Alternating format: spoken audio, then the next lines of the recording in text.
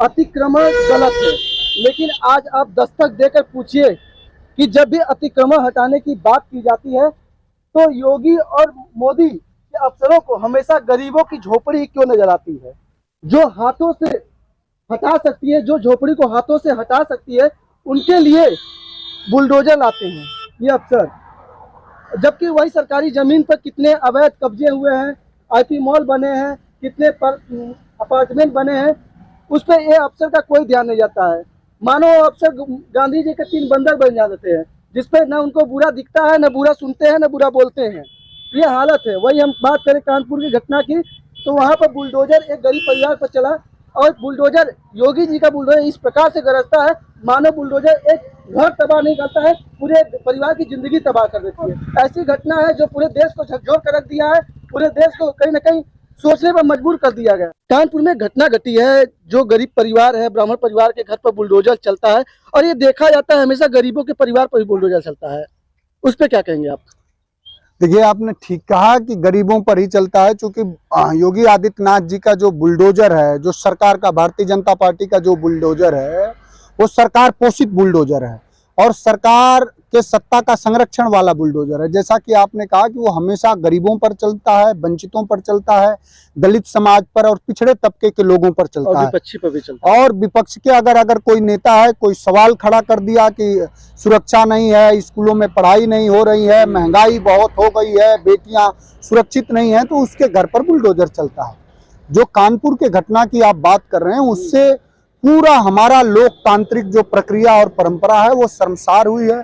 स्वतंत्र भारत के इतिहास में इस तरह कभी नहीं हुआ कि एक परिवार सरकार के प्रताड़ना के और सरकार के उत्पीड़न से तंग आकर के अपनी जान दे दे, और वो बेटी ही नहीं जली और एक माँ ही नहीं जली, बल्कि पूरी तरह से भारतीय समाज का मानवता जला है। और पूरी दुनिया में जो तस्वीरें गई हैं माँ बेटी की, आप सोच सकते हैं, उनके फादर भी बचे हैं, उनकी भी जो तस्वीरें आ रही हैं, किस तरह से बेबसी है। और वो जो एक शेर है कि लगेगी आग तो आएगा सभी का घर इसकी जद में, यहाँ पर सिर्फ हमारा मकान नहीं है। तो अगर इस तरह की बर्बरता सरकार कर रही है, तो उत्तर प्रदेश के नौजवानों की, किसानों के, माताओं बहनों की, सबकी जिम्मेदारी है कि ऐसी सरकारों को कड़ा से कड़ा जवाब लोकतांत्रिक प्रक्रिया के तहत दिया जाए, और ये सवाल किया जाए कि आप क्या करेंगे, अब गरीबों को उत्तर प्रदेश में रहने देंगे कि नहीं रहने देंगे। अच्छा, एक सवाल और है, जिस झोपड़ी को आराम से हाथों से हटा सकती है, गिरा सकती है, उसके लिए बुलडोजर का प्रयोग क्यों किया जाता है? देखिए, बुलडोजर तो एक तरह का दहशत है ना, किसी भी दुनिया भर में न्याय की एक प्रक्रिया है, न्याय के लिए एक न्यायालय बना हुआ है, एक न्यायिक व्यवस्था है, उसका पालन करना है। लेकिन ये तो तानाशाही है। इसी सरकार से मैं जानना चाहूंगा कि जो उत्तर प्रदेश के किसानों का, मजदूरों का, जो नौजवानों को रोजगार नहीं मिल रहा है, आज पूरे उत्तर प्रदेश की हालात यह है कि कहीं भी छात्र संघ के चुनाव नहीं हो रहे हैं। उत्तर प्रदेश का अभी चंदौली जनपद की आप बात करें तो बिजली का बल्ब जलाने का बिल 1-1 लाख रुपया लोगों का आया है कि नहीं आया? आप लोगों ने तो कई बार दिखाया। तो जो इन लोगों पे, जो लोग भयंकर, जो संगठित भ्रष्टाचार है, इस पर कभी बुलडोजर नहीं चलेगा।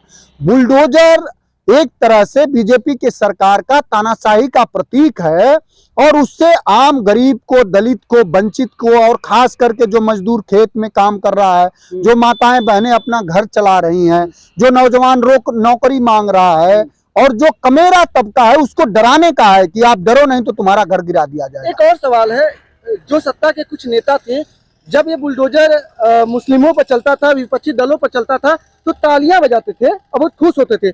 आज जब एक ब्राह्मण गरीब परिवार पर चला है तो उस पर चुप है, क्यों? मैं आपसे बहुत जिम्मेदारी से बात बताना चाहूंगा कि किसी भी तानाशाह का कोई धर्म नहीं होता। तानाशाह का एक व्यवहार होता है और वो मानवता के लिए खराब होता है। अब भारतीय जनता पार्टी की सरकार पूरे देश के लिए तानाशाही है। मैं पूछ रहा हूं कि शैक्षणिक संस्थानों का क्या हुआ, किसानों का क्या हुआ? खाद की कीमत बढ़ गई, पेस्टिसाइड की बढ़ गई, हर्बिसाइड की बढ़ गई, किसान की आय कहीं नहीं बढ़ी। किसी नौजवान को रोजगार नहीं मिला। जो देश का नौजवान मजदूरों के, किसानों के घरों से निकल करके इस देश की सरहद हेतु अपने जानों की बलिदान देता था, उसको भी अग्निवीर बना दिया गया। माताओं बहनों की इतनी महंगाई है कि हम लोग तो आम घर से हैं, वही हमारी समस्याएं हैं। आम घरों में आज सिलेंडर पे खाना नहीं बन रहा। माताएं बहनें किस तरह से अपना काम चला रही हैं, और जो देश की बेटियां बिल्कुल असुरक्षित हैं। पूरी तरह से देश में ड्रग्स का माहौल पैदा किया जा रहा है और लोकतांत्रिक जो हमारी मेजर प्रॉब्लम है टेररिज्म और ड्रग्स। हाँ, और जो हमारी लोकतांत्रिक व्यवस्था है उसको खत्म किया जा रहा है इस तरह से कि केवल तानाशाही चले। वही अगर बात करें, अगर विपक्ष सवाल पूछ रहा है सत्ता से, सरकार से, तो सरकार के कुछ जो नेता हैं, केशव प्रसाद मौर्य को ले लें और ब्रजेश पाठक को ले लें, तो उनका कहना है कि विपक्ष इस पर राजनीति कर रहा है। उस पर क्या कहना चाहेंगे? देखिए, जो ब्रजेश पाठक की बात कर रहे हैं, ब्रजेश पाठक जी की इतनी हैसियत है उनके डिपार्टमेंट में कि एक वो प्यून का ट्रांसफर नहीं कर सकते और कर रहे हैं, सख्त कार्रवाई करेंगे। और जब से वो स्वास्थ्य मंत्री बने हैं, उत्तर प्रदेश की स्वास्थ्य व्यवस्था जो पहले थोड़ी बहुत थी भी, आपने देखा होगा किस तरह से भ्रष्टाचार और सब खत्म हो चुका है। तो ऐसे लोगों से आप किसी तरह के न्याय की कोई उम्मीद नहीं कर सकते। वहीं अगर बात करें, एक तरफ अपना आशियाना बचाने के लिए, छोटा सा आशियाना था गरीब परिवार का, पीड़ित परिवार का, बचाने के लिए कहीं ना कहीं मर रहा था, कोशिश कर रहा था। वहीं दूसरी तरफ देखा जाए तो कानपुर देहात की डीएम साहिबा जो है, अपने कमरों में छल्ला लटकाए ठुमका लगा रही थी। उसपे कमरों में ही नहीं लगा के वो मंच पे कर रही थी कैलाश खेर जी के साथ। तो वही है कि रोम जल रहा था और नीरो बंसी बजा रहा था। तो ये ऐसे अधिकारियों को ये पूरी जवाबदेही, देखिए एक शेर है कि तू इधर उधर की न बात कर, बता कि ये कारवां क्यों लुटा, मुझे रहजनों से गिला नहीं, तेरी रहबरी पर सवाल। तो सरकार के मुखिया पर सवाल है कि आप देखिए, और जब तक आप पक्षपाती व्यवहार करेंगे, आप किसी को जान जाएंगे कि ये मेरी जाति का है, बिरादरी का है, तो उसका दोष आपको नहीं लगेगा। जिसको जानेंगे कि दलित है, पिछड़ा है, कमेरा वर्ग का है, तो उसका दोष आपको जब तक आप पक्षपाती व्यवहार से कोई निर्णय लेंगे, आप सही शासन व्यवस्था चला ही नहीं सकते। जैसे आप न्यायिक आधार पर निष्पक्ष होकर अगर निर्णय लेंगे, तभी आप बेहतर निर्णय ले सकते हैं। समाजवादी पार्टी और हमारे नेता अखिलेश यादव जी आम जन की समस्या को लेकर यहीं बगल में उस बिटिया का घर है, आप तो जान ही रहे हैं, आए थे और पूरे उत्तर प्रदेश नहीं, देश में जहां जहां अत्याचार बढ़ेगा, समाजवादी लोग उसकी आवाज बनेंगे और हम लोग बने हैं, अनवरत आप सबसे संवाद करते रहेंगे। अगर वही बात करें, एक तरफ सरकार कर रही है प्रधानमंत्री आवास योजना देने की बात कर रही है, वही गरीबों को देने के बजाय उनके घर को उजाड़ा जा रहा है, उस पर क्या कहेंगे? देखिए, मैंने आपसे पहले ही कहा कि ये सरकार संरक्षित बुलडोजर है। ये भ्रष्टाचारियों पे, स्वजातियों पे, उनका चाहे जितना बड़ा साम्राज्य हो, उस पर नहीं चलेगा।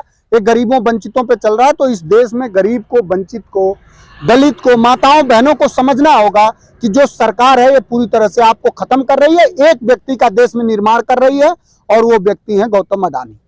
अच्छा, वही बात करें, इस घटना में तो सख्त कार्रवाई एसडीएम के खिलाफ हुई है, नेकपाल के खिलाफ हुई है, लेकिन डीएम साहिबा के खिलाफ नहीं हुई है। क्यों? अरे यार, आपसे मैंने कई बार कहा, कितनी बार कहा कि ये सिर्फ दिखावा है। अगर सरकार की मंशा ठीक होती तो उस परिवार को 10 लाख रुपए क्या है, आप बताइए।